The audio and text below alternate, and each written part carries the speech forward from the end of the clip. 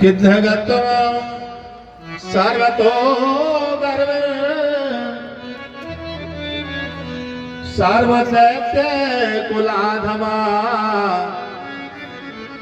बलिपुत्रस्य भक्तस्य नोचितं ईश्वरः। बोले तुमने अभिमान के वशीभूत आकर के कहा है कि मैं इन भुजाओं को बोझ लेकर के घूम रहा हूं, तो जाओ मैं आशीर्वाद देता हूं। महाराज कि पर्वत के समान तुम्हारी ये जो भुजाएं हैं, महाराज तुम्हें कोई ऐसा पुरुष मिलेगा जो युद्ध भूमि में तुम्हारी भुजाओं को काट कर जमीन पर पटक देगा। आज महाराज जैसे ही आशीर्वाद मिला, लेकिन ये शिव भक्त है, भगवान शंकर की जो आराधना करता है, महाराज बड़े सुंदर भाव से करता है।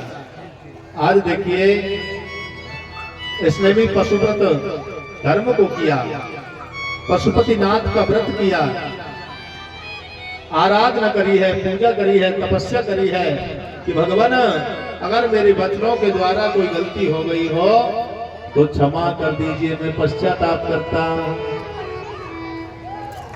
आज भोले बाबा ने कह दिया कि तच्छ्रुत्वा रुद्र अर्चम्मा दिव्येरे जलिकुंडले। महाराज आज दिव्य अर्चना पूजा करके जैसे ही भोले बाबा को प्रसन्न करके चला, हो महाराज अपने घर को चला गया, घर जाकर के अपने सैनिकों को इकट्ठा किया और 8 गणों के साथ में 8 गणों को लेकर के महाराज ये युद्ध भूमि में जा रहा है। लेकिन युद्ध करेगा कहां, क्योंकि कहीं ऐसी कोई बात ही नहीं है कि बाणासुर युद्ध करे। तो महाराज आज पार्वती जी के आशीर्वाद से क्या हुआ इसकी जो बेटी है उषा, आज महाराज उषा ने क्या किया है कि वैशाख मास की अर्धरात्रि में भगवान विष्णु की पूजा करी है और भगवान विष्णु की पूजा करके जैसे ही अंतपुर में सोई है, ओहो तो महाराज आज उनके पास में क्या हुआ, स्वप्न आने लगा। स्वप्न में क्या देखा कि महाराज एक बड़ा सुंदर बालक है और उसी ने आकर के बड़े भाव से, बड़े प्रेम से इन्हीं के साथ में क्रीड़ा करने लगे, रमण करने लगे हैं। और पार्वती जी ने कहा कि भगवान विष्णु की अर्चना पूजा से अंतपुर में जब तुम सोगी, वैशाख मास द्वादशी तिथि के दिन रात्रि के समय, महाराज कृष्ण पक्ष की जो रात्रि है वो काली होती है और काली रात में जब विष्णु की पूजा करके तुम अंतपुर में सोओगी तो तुम्हें स्वप्न में जो भी बालक दिखाई दे, जो तुम्हारे साथ में रमण करे, वही तुम्हारा पति होगा।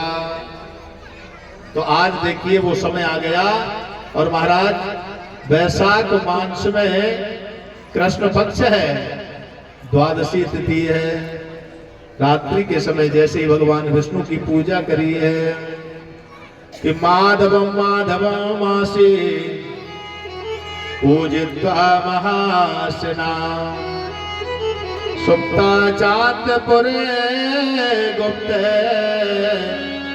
स्त्री भाव समवंदिता।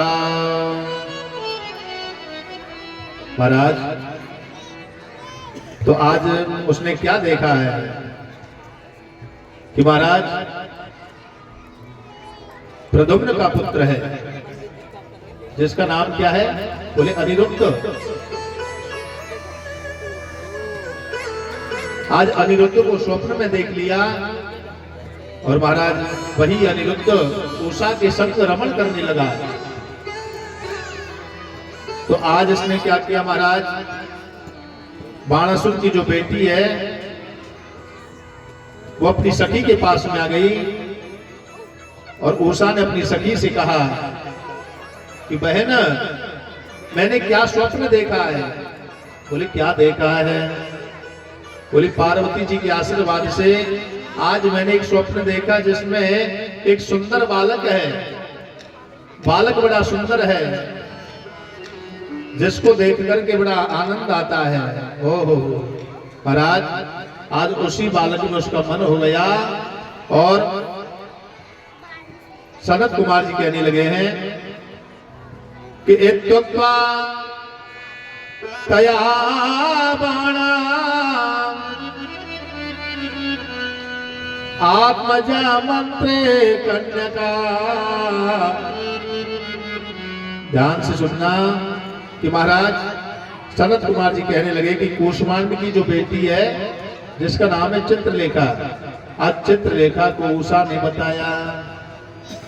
तो महाराज उषा ने कह दिया कि मैं तो इसी से विवाह करूंगी, लेकिन ये पुत्र मिलेगा कहाँ। महाराज आज पुत्र की कामना को लेकर के, अपने पति की कामना को लेकर के, कि महाराज ज्येष्ठ के महीने में, कौन सा महीना है। बोले ज्येष्ठ का महीना है और ज्येष्ठ के महीने की कृष्ण पक्ष की चतुर्दशी है। चतुर्दशी को प्रातः काल महाराज सवेरे से 3 पहर बीत जाने पर आज उषा स्वयं भगवान की द्वारिका में चली गई और वहां से भगवान कृष्ण का जो पोता है, प्रद्युम्न का जो बेटा है अनिरुद्ध, आज उसी को महाराज सोते हुए को उठा करके ले आई है, अपने राज्य में चली आई। उसी के साथ में विहार करने लगी, कामासक्त हो गई। लेकिन बाणासुर के सैनिकों ने कह दिया बाणासुर से जाकर कि तुम्हारी बेटी तो एक बालक को लेकर के आई है।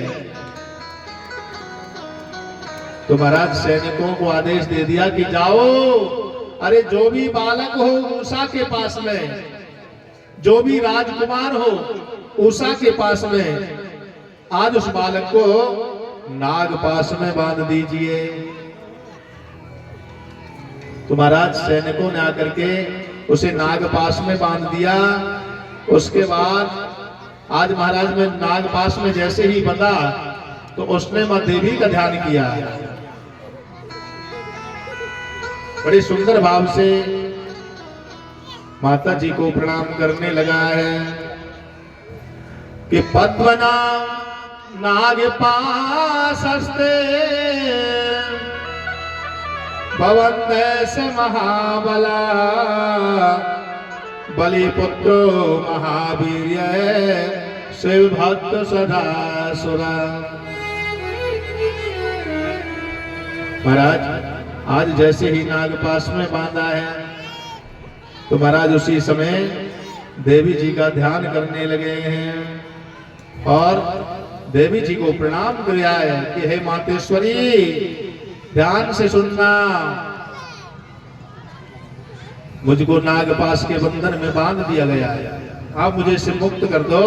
तो उसी समय महाकाली जगदम्बे मैया ने महाराज रूप लेकर के आज अपनी मुष्टिका के प्रहार से जिस पिंजरे में वो बंद कर रखा था, आज नागपाश के उस पिंजरे को दूर कर दिया है। बोलो जगदम्बे मैया की जय हो। और महाराज आज जैसे ही पिंजरे से मुक्त किया है कि रे रे दैत्या धम सुखे कर पिंडो जीवका निशाचर दुराचार्य शत्रु धर्म नवेद शिवो। महाराज ये तो बाणासुर के यहाँ की बात है, लेकिन अब चलते हैं। जैसे ही नारद जी को पता लगा तो सीधे ही नारद जी महाराज हरिगुणगान करते हुए द्वारिका में पहुंच गए और द्वारिका में जाकर भगवान के चरणों में प्रणाम किया कि भगवान आप क्या ढूंढ रहे हो। बोले क्या ढूंढ रहे हैं? बोले हाँ। बोले मैं तो मेरे पोता को ढूंढ रहा हूं। बोले मेरा पोता कहाँ है? बोले तेरा पोता? बोले हाँ। बोले भगवान तुम्हारे पोते को बाणासुर ने बंदी बना रखा है। क्योंकि नारद जी को आनंद आता है ऐसी बातों में। महाराज आज जैसे ही कहा कि तुम्हारे बेटे को बंदी बना रखा है, तो उसी समय पर महाराज आज भगवान अपनी सेना को लेकर के आए हैं, अपने पुत्रों के साथ में पधारे और आज बड़े भाव के साथ में युद्ध करने लगे।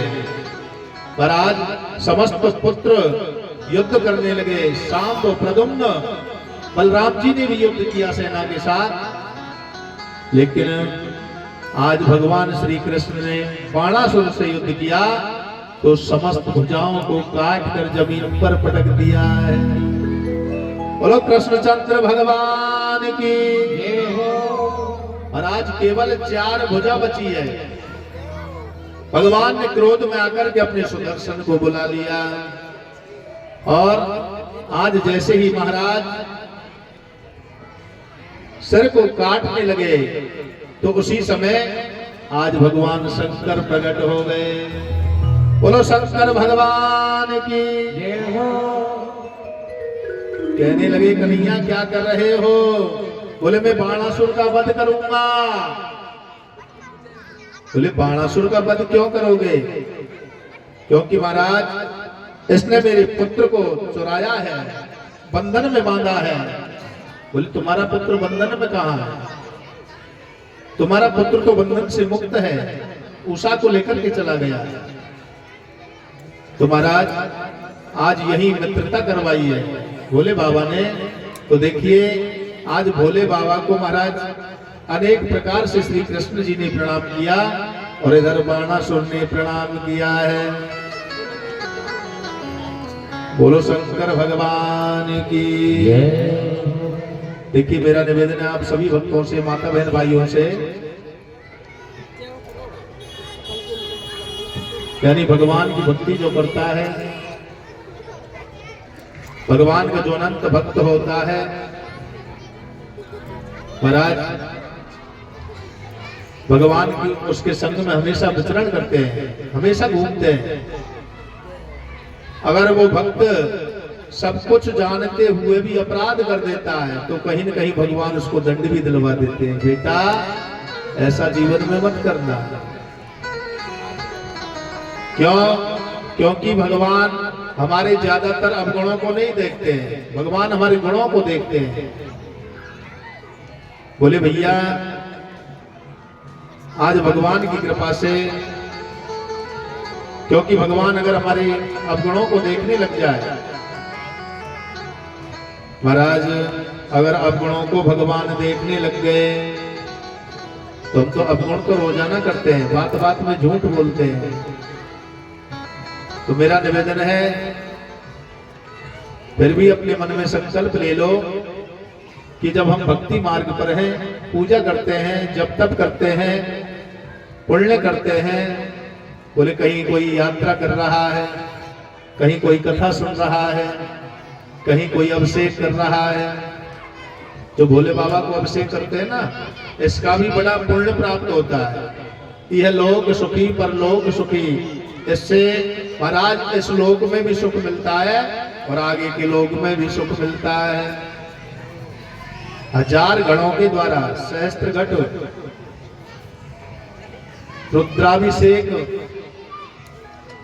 जो रुद्राष्टाध्यायी के द्वारा होता है, जिसमें वेद मंत्रों का उच्चारण किया जाता है, जिसमें धारा नहीं टूटती है।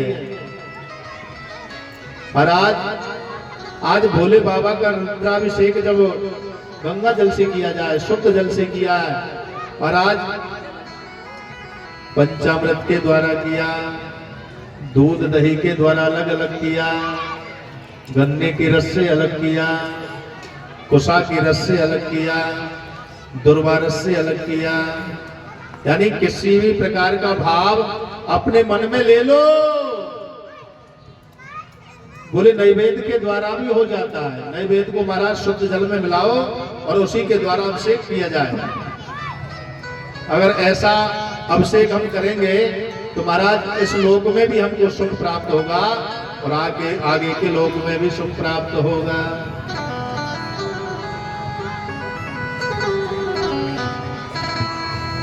तो देखिए जो बाणासुर है, आज भगवान ने इसकी मित्रता श्री कृष्ण जी से करवाई। बोले गोविंद भगवान की। और देखिए जो कथा चल रही है ये आप सभी भक्तों के सहयोग से चल रही है। भैया मेरा निवेदन है, एक दिन की कथा का प्रसंग और शेष आपके सामने, कल की कथा और होगी। तो मेरा निवेदन है कि आज तक की कथा को नहीं सुना, कल जरूर कथा को सुनेंगे, क्योंकि कल शिव कथा का सार आपको श्रवण कराया जाएगा। क्यों? क्योंकि महाराज भगवान शिव जी के अनंत नाम है।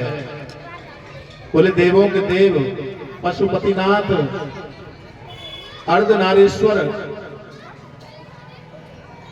महाराज जैसी जहां जैसी जरूरत पड़ गई, भोले बाबा ने वहां वहां अपना वैसा ही रूप धारण कर लिया। कालों के महाकाल जिनको बोलते हैं, नीलकंठ महाराज जिनको बोलते हैं। देखिए चंद्रशेखर जिनको बोल जाता है, महाराज गंगाधर जिनको बोलते हैं। हो क्यों? क्योंकि सिर में गंगा जी सुशोभित है। राजा सगर के 60,000 पुत्रों का उद्धार करवाने के लिए महाराज राजा सगर की 4 पीढ़ियों ने उग्र तपस्या करी है। बोले उग्र तपस्या करी? बोले हाँ। बोले भैया अंशुमान ने भी तपस्या करी गंगा जी की, वो भी नहीं ला पाए। असमंजस ने भी करी, वो भी नहीं ला पाए। दिलीप ने करी तो वो भी नहीं ला पाए। और 4थी पीढ़ी में जाकर के भगीरथ नाम के राजा हुए, जो महाराज ब्रह्मा जी के कमंडल से गंगा को निकलवाया, क्षीर सागर में पहुंच गई। विष्णु लोक से पहुंचकर महाराज ध्रुव लोक में पहुंची है। ध्रुव लोक से महाराज भगवान शंकर की जटाओं में पधारी है। बोले गंगाधर भगवान की जय। शिव जी की जटाओं से महाराज एक जटा से गंगा माता का प्रादुर्भाव हुआ। कैलाश पर आई, कैलाश से महाराज निकल करके आज सुमेरु पर्वत पर पधारी है। और सुमेरु से हिमालय पर आई और हिमालय से निकलना प्रारंभ किया। महाराज राजा सगर के 60,000 पुत्रों को आज मोक्ष प्राप्त हुई है। यह भी भोले बाबा की कृपा है। क्यों? क्योंकि भोले बाबा अगर समस्त गंगा को छोड़ देते तो सारी पृथ्वी पर पानी ही पानी दिखाई देता। तो इसलिए भोले बाबा ने केवल एक जटा से ही गंगा को निकाला है। जिस माँ गंगा का हम दर्शन करते हैं, ये वही माँ गंगा है जो महाराज समस्त पापों का नाश कर देती है। ऐसी गंगा मैया को प्रणाम करते हैं।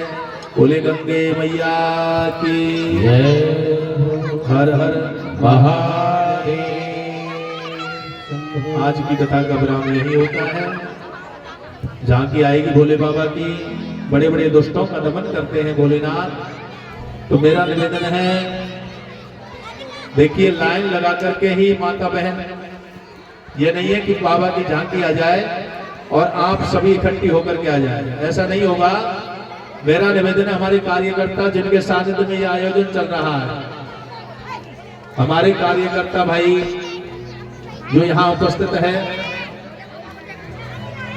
भैया आप सभी हमारे पास में पधारे। खाटू श्याम सेवा समिति, लगदाता सेवा समिति, सब मंडप के नजदीक में रहे, ऊपर नहीं आवे। हाँ, और सभी से